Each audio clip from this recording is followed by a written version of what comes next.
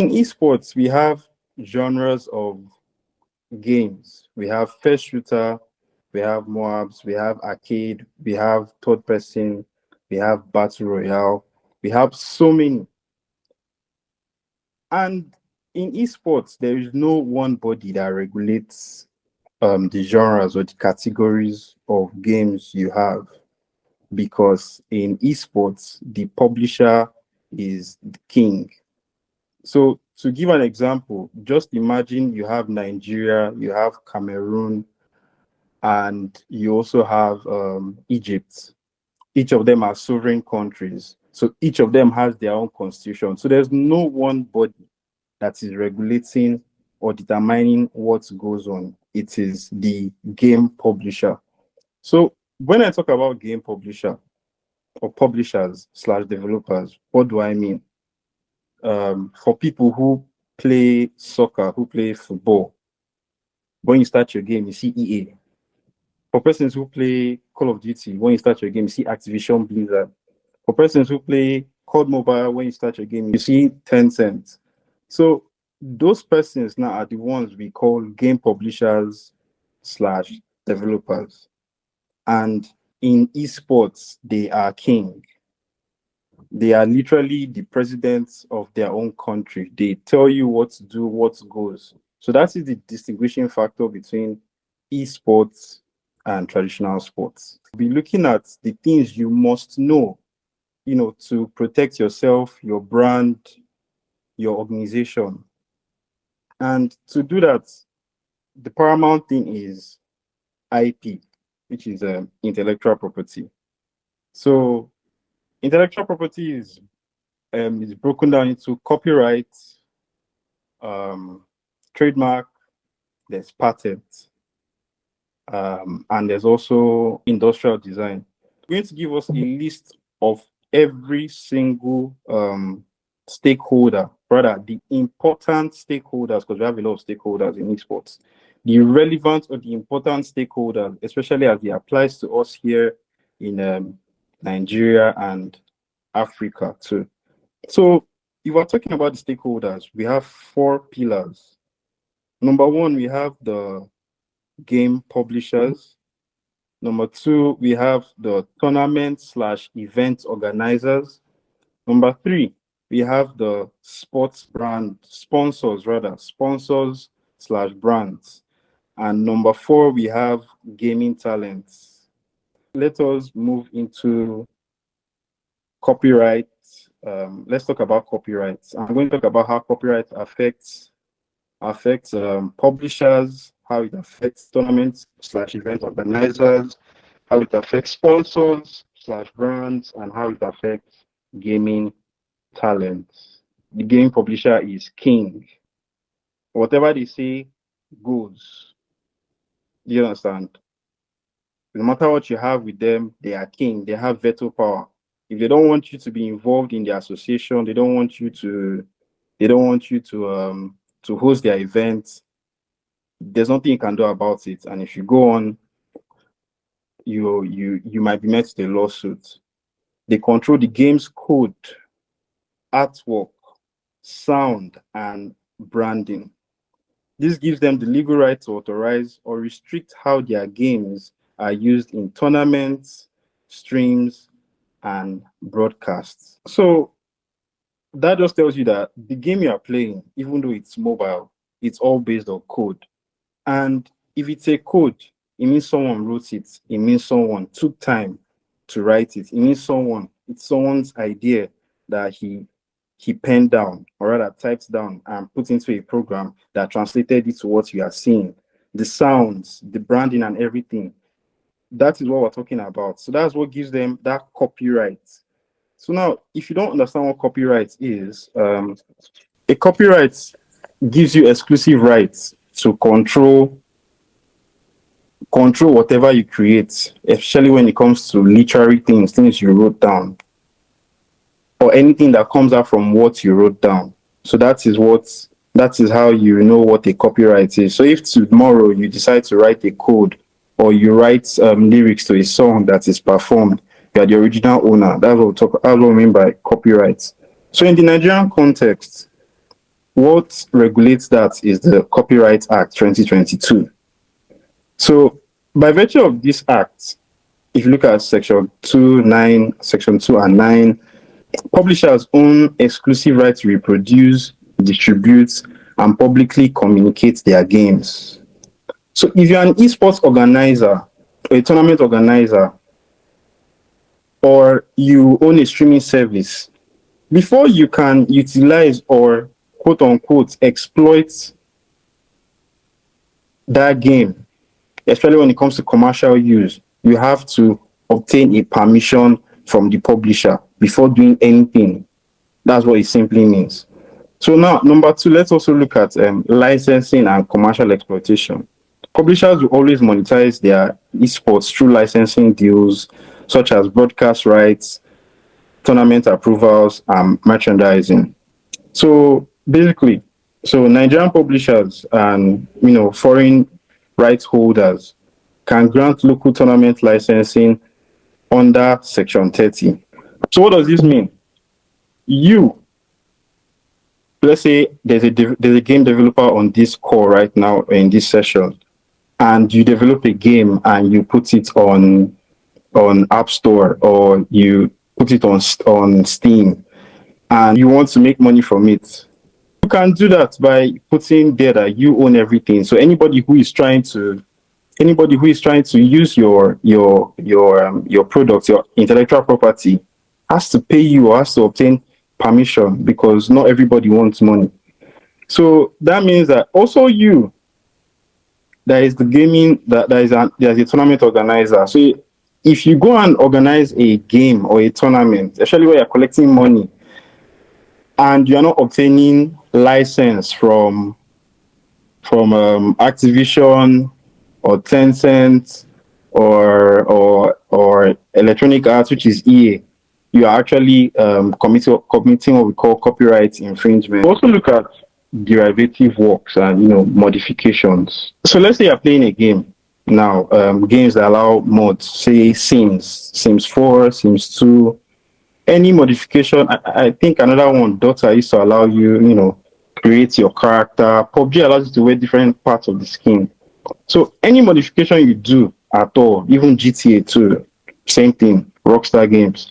Any modification you do, most of them says it remains part of my IP because you derived it from my own work. It was based on my code. You are able to piece these things together. Even though I didn't think about it, the fact that you did it doesn't give you that copyright or doesn't give you control over that intellectual property. So if you're a publisher in Nigeria or operating in Nigeria, these are a couple of things you can do to protect your intellectual property. I'm tapping my head because intellectual is intellect. Intellectual property, it is not real property. It is not my laptop. It is not my mic. It is not my phone. It is intellectual. What you can do is you can register your work with the Nigerian Copyright Commission, issue clear end user license agreements for local gamers and organizers. You can enforce your copyright through civil or criminal remedies where infringement occurs. The game publisher is king.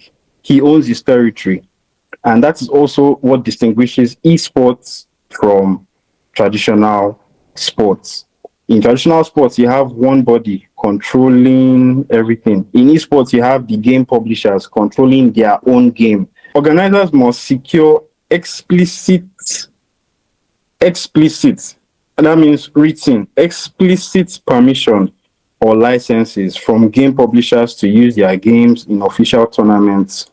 Without such authorization, broadcasting or monetizing gameplay is a copyright violation. If you're hosting a FIFA tournament in your streets and you don't have permission, FC tournament, not FIFA, and you do not have permission from EA, you are committing copyright violation.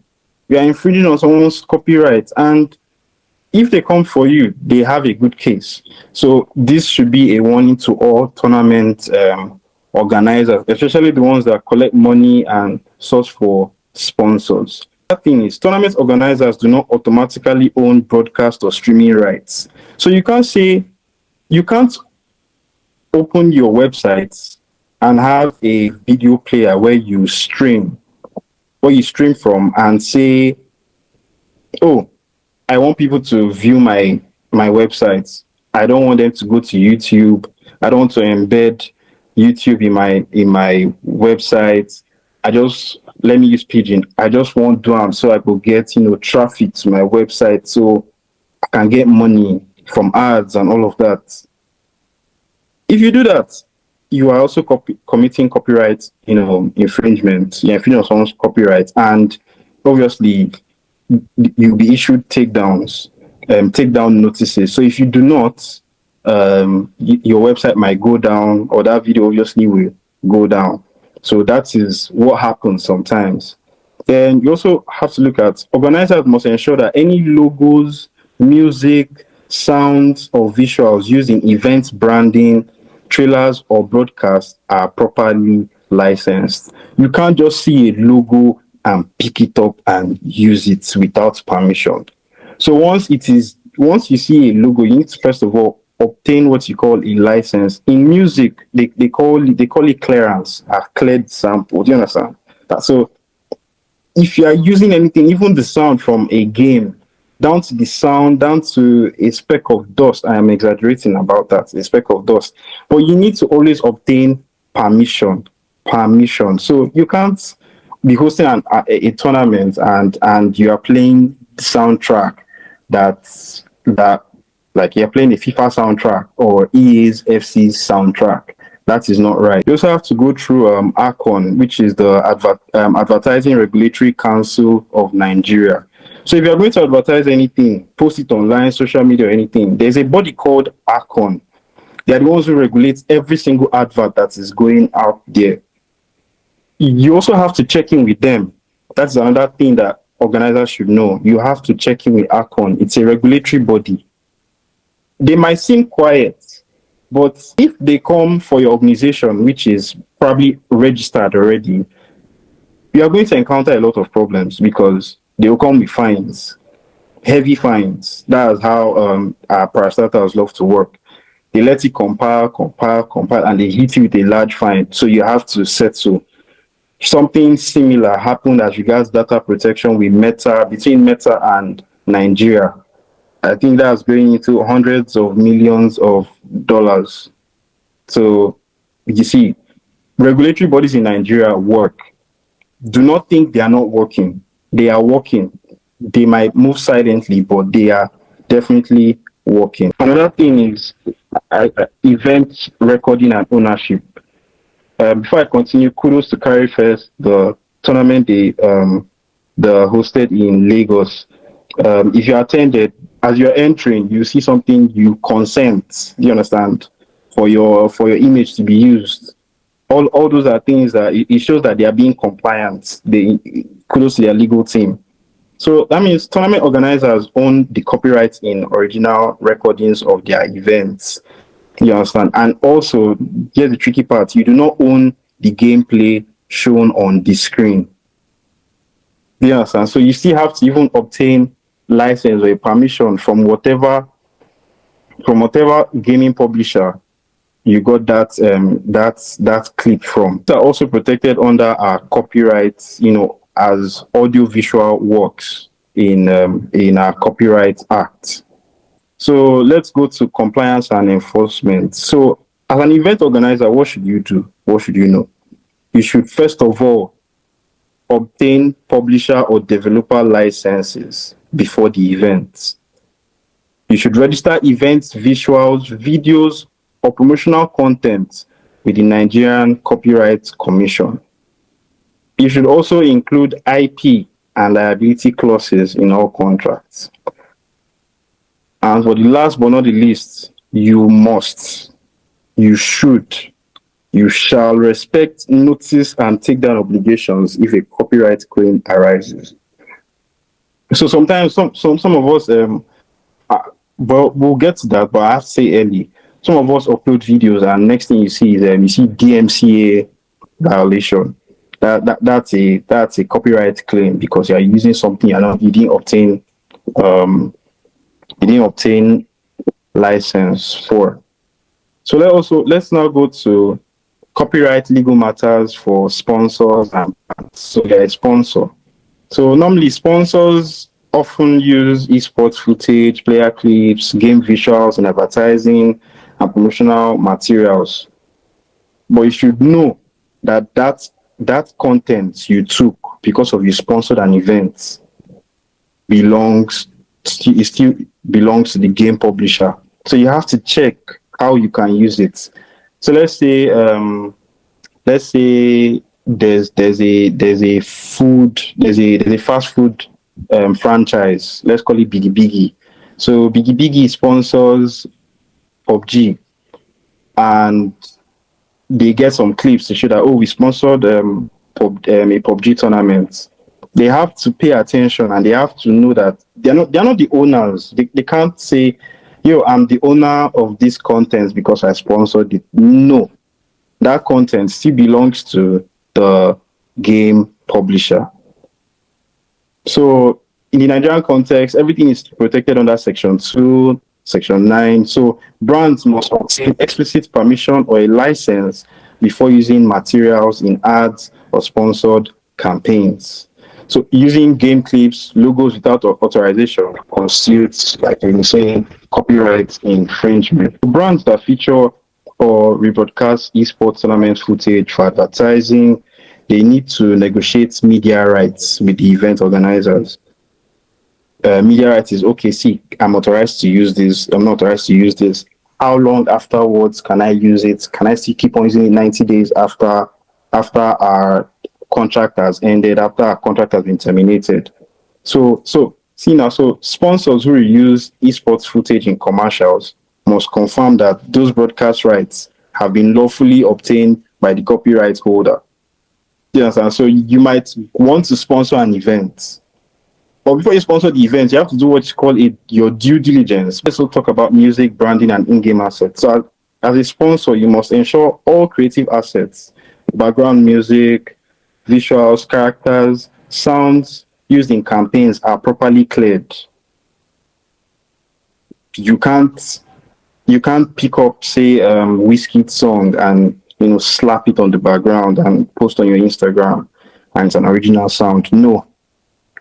If you do that, copyright infringement. If you do that, you have to pay a settlement, or if you go to court, you might spend more money, lose cash. So you also have to ensure that every creative asset you are seeing there, you've been cleared, you've been given the permission, or whatever you're doing, you've been given the permission to be able to utilize it. So let's go to influencer and player endorsement. So brand collaborations with players or streamers, you also need it requires attention to IP ownership. If you're a brand and you want to get into esports, these are things you should know. Basically, you must obtain license for use of copyright games and footage. You must vet all creative materials for IP clearance, music, visuals, logo. You must do your due diligence. Then you must also ensure player image rights are gotten, and you must register your advertisements with Arcon before publication, so that your social media manager or your videographer that is putting videos together and making those engaging contents that you pay so much money for, you need to register the advertisements before proceeding to post it online. Because if you keep on doing it, Akon, they'll keep on sitting down in one place and noting it for you. And, one day they might just appear at your organization and say, look you've been infringing this, you owe this money, you owe that money. And the next thing you know is you start saying, oh my God, Nigeria is this, Nigeria is that, Nigeria is this, Nigeria is that, so are wicked. No, nobody's wicked. They're just doing their job. But let's move on to copyright for gaming talent. This is how copyright legal matters affect you. So players and streamers create valuable content through gameplay, commentary, and their personality. But you do not own the underlying game intellectual property. What you are doing is just what you call creative contribution. What does that mean? Fred, who plays his game? I mean, Fred is really good, but he doesn't own any of those gameplays. So tomorrow, I mean, COD could just say, take it off. We don't like this. And if he doesn't, they could just send what you call a DMCA, a takedown notice to YouTube, and YouTube will take it down. And you ask yourself, why? It's because the game publisher doesn't like it, and you most likely infringed on what I call his constitution, which we now know as end user license agreement slash terms of service. Gaming talents enjoy performer rights, moral rights to be identified as the performer, economic rights to earn from public performance, broadcast or recording of their gameplay, which is why you make money off places like TikTok, YouTube. Another thing a player should know is that you can license your original content. If it is your original content, you can license it. Say you're not showing the game, you're not talking about the game is not showing, but because of your gaming talent and people like you, people like the way you talk, how you speak, you can license that original content. But if it involves something that has to do with the game, monetizing unlicensed gaming content without the publisher's authorization, that means you are breaching the constitution of the game. Nigerian gamers should also, enter written content licensing agreements that clarify ownership and revenue sharing. What does this mean? You're a streamer on TikTok. You need to go through their terms of service. Because once you accepted the contract. You have entered that contract. So even though you've not sat down to have a conversation, they have offered something in their terms of service. And after offering whatever in their terms of service that you did not read, as you're downloading the app, you're just clicking accept. You have anything they tell you, any money you generate, they can give you any amount as long as it was written in the contract because you signed a contract, which is the terms of service. So pay attention. So whatever you do, you're also protected as a performer, and you must also give written consent before your likeness or highlights can also be used in ads. They can't just wake up one day and take your TikTok clip and start using it on ads. Let's also go to collaboration and team contract. So teams often claim partial ownership of content or branding created by players during employment. So next time you should also look at your contract they are signing as a pro player. Are you signing off? Are you signing off your copyrights? Are you signing it off your likeness and all of those things? Are you signing it off? You have to check. You also have to check if they own the revenue sharing and royalties for future use, because a lot of contracts I've seen has to do with forever. You only see forever. You rarely see in perpetuity because it's mostly lawyers that say in perpetuity. But for other people, you see forever.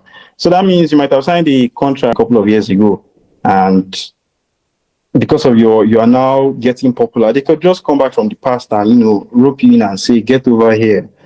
We own this IP. And when you start complaining, they bring out a written agreement, a written contract that you signed without duress. So these are practical compliance tips Nigerian gaming talent should use, which is you should register your content and brand name, gamer tag logo with Nigerian Copyright Commission. You should obtain streaming licenses from the game publisher. In most cases, the streaming platforms you use act as intermediaries, so you don't have to worry about that. So let's go to trademark legal matters. So trademark is also another form of IP.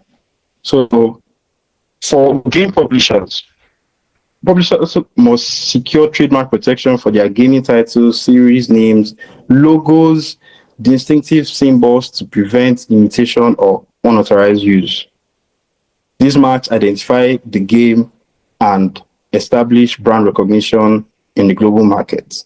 So you own a game, you have a logo design, you have to trademark it. Because when you trademark it, you have control over it, over anybody in the world, because we have a lot of intellectual property treaties. So if I only say in Nigeria, if I get into the US and I see someone using it, I could also, go against him and say, hey, or maybe the UK, I'd be like, hey, I own this. Why are you using it without my permission? The people can resolve your issues. So if you're a game publisher in Nigeria, you want to prepare your code. You want to write down code which will later become a game, which will be the best-selling game. You need to trademark your logos so that a better or a stronger player in the industry doesn't come and take all you worked hard for. So you need to trademark. In the Nigerian context, we have look at from section 5 to 7 of Trademarks Act, which gives you exclusive rights to use that mark in connection with specific goods and services, because we have what you call classes in trademark. So this type of class you registered it under. But luckily for us, the new Trademark Act doesn't allow you to register a name that's similar to one that exists already. Esports is global. As a publisher, you must register your trademark in every market where your game is going to be distributed. Like I said before, we now have treaties that exist. So you don't really have to go to every single country to register your trademark, but I'll say it will be recognized from the dates you registered in your own host country. So another tip I will give anybody on this call is, if you're a game publisher, in your end user license agreement, do ensure to put what we call arbitration clauses. These are some responsibilities, publisher responsibilities in Nigeria. Register your game names, logos, slogans under trademark classes. Record all license agreements with the trademarks registry. So any contract going to you and sponsor Z, we are doing this. You have to ensure that it is registered with the trademark, and you also have to actively monitor for unauthorized brand usage. So you have to be out there, or ask someone to be out there. In the music industry, you have collecting societies that help you look out for it. So anybody who is using we don't have that in gaming, in esports, but anybody who is using your intellectual property without permission, they issue takedown notices ASAP. They don't even wait. Once they sniff it, once they see it, they just issue it straight up. So that is it. You have to be actively, looking around and seeking to see if anyone is using your IP without permission. So everyone in Nigeria, you might think Activision is so far, but they can always grab you from wherever they are, Activision, EA, if they want to. Now, listen, Nigeria's membership in Paris Convention allows foreign sponsors to extend their existing trademarks to Nigeria through priority filings.